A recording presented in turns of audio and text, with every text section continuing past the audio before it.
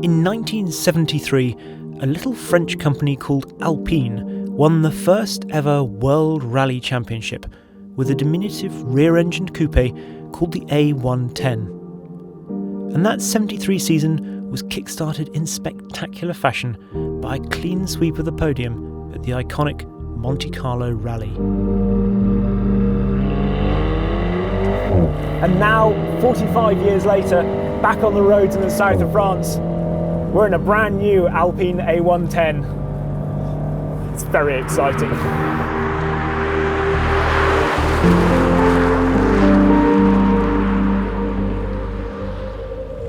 The new A110 is mid rather than rear engine, but it has been designed as though it were a 6th or 7th generation variant of the original. It is a distinctive and rather attractive shape that cleverly manages to take inspiration from the past without being cloyingly retro. Underneath the beautiful blue bodywork is a largely bonded aluminium structure. The engine is a 1.8 litre turbocharged 4-cylinder, putting out 249 brake horsepower and 236 pounds-foot. That might not sound like much, but it's enough for 0 to 62 miles an hour in 4.5 seconds. And the reason for this is that if there has been one guiding engineering principle for this new car, it has been weight saving. Nothing, it seems, has gone unscrutinised by the scales, from the seats that weigh 13 kilos instead of 26 to tiny unseen brackets for sensors that weigh 7 grams instead of 14. The result is a car that weighs just 1,080 kilos in its base form. Even this more luxurious Premier version, with sat-nav and bigger 18-inch wheels, only weighs 1,103 kilos with a full tank of fuel. And you can feel that lightness as soon as you get into the car. Even before you do it, as soon as you open the door, you feel they've saved the weight. But the important thing is that from an everyday perspective, travelling here on the autoroute or through towns, it doesn't feel thin. It doesn't feel like you're in a tin can, which sometimes you feel like it might do because they've stripped everything back, pared it all away. You can really imagine living with this car every day. The quality in here, well, yes, obviously they've had to save some money somewhere, so you can see the occasional Renault part like these stalks here.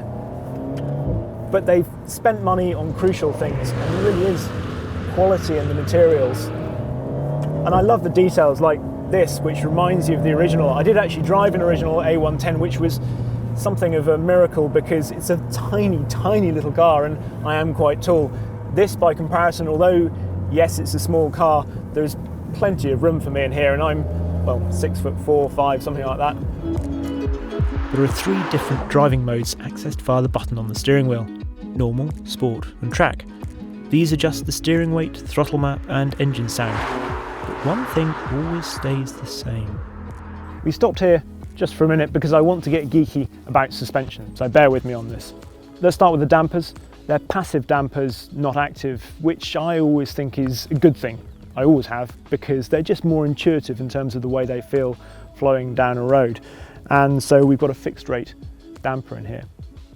The other thing is we've got double wishbones all round.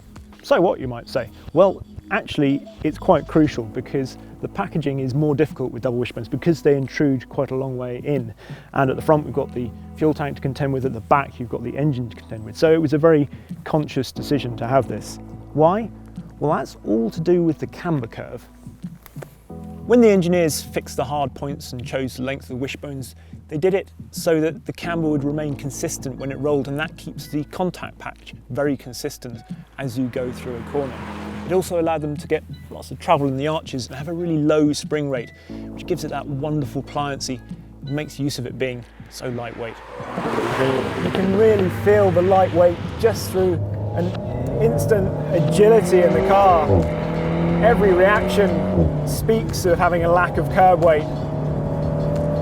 And despite the fact they haven't chased performance figures, 0 to 62 in 4.5 seconds might not sound sort of mind-blowing in an age where everything seems to begin with a 3, but it feels really quick. This is just beautiful the way it flows down the road, and you can feel it breathing with the surface. Steering, no, it's not wriggling with feel, but you can feel coming up through the chassis as much as you want to be honest. of the engine. It's really nice, it feels it suits the character of the car. A really revvy little 4-cylinder. This is how a 4-cylinder engine really should sound as well. You get a little bit of turbo chuff, but mainly you just get a really nice induction noise.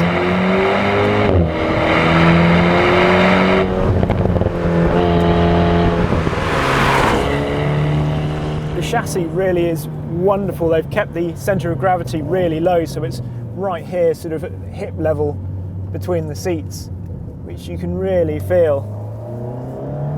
And there's a suppleness to the suspension. They haven't been afraid to let the car roll. That double wishbone setup has given the car just this beautiful pliancy and flow. The tyres aren't too big, even at relatively normal speeds. You can enjoy this car and you feel it moving around. The roll is nice. It's because it's been engineered into the suspension, not because this is a heavy car. They decided not to put a limited slip diff in the car. So if you turn into corners, you get a bit of push at the front. You can occasionally feel the inside wheel spin up on perhaps tighter hairpins, but generally speaking, actually, there's not a lot of, you don't feel like you're missing out. And it feels really progressive and just natural when it's over the limit.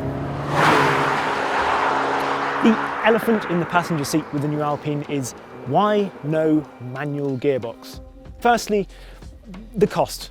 Let's face it, it costs an awful lot to develop two kinds of gearboxes, and so they had to accept that most people are going to pick the paddle shift option. Secondly, from an engineering point of view, you think, well, lightweight, surely a manual gearbox is lighter. But the engineers claim that as a whole system, when you take out the third pedal, the reinforcement needed for all the linkages and stuff down in the transmission tunnel, a DCT is actually lighter. The gearbox itself is thankfully a vast improvement on the Getrag 6-speed that Renault Sport uses in the Clio RS. It's still made by Getrag, but it's a new 7-speed with a wet clutch. It's quick, enjoyable to use, and it makes left foot braking a doddle, if that sort of thing is your bag. Those skinny tyres mean you can work levels of grip. What a fun car. The last time I was on this road was with a McLaren P1 and F1. And do you know what? It could have been a real disappointment coming back here, and it isn't. Not a bit of it. Perhaps a more obvious rival for the £50,000 Alpine is Porsche's 718 Cayman. The chassis on the Porsche is sublime and the option of a manual gearbox is lovely, but given the choice, I'd have the Alpine. It is that good. But this is not just a good car, it's an important car. Because for the first time in a long time, the manufacturer has chosen not to pursue pure performance as its outright metric, not to chase straight line speed. They've chosen something else. They've chosen driver involvement. A car that's enjoyable all the time. This really could mark something of a watershed for performance cars.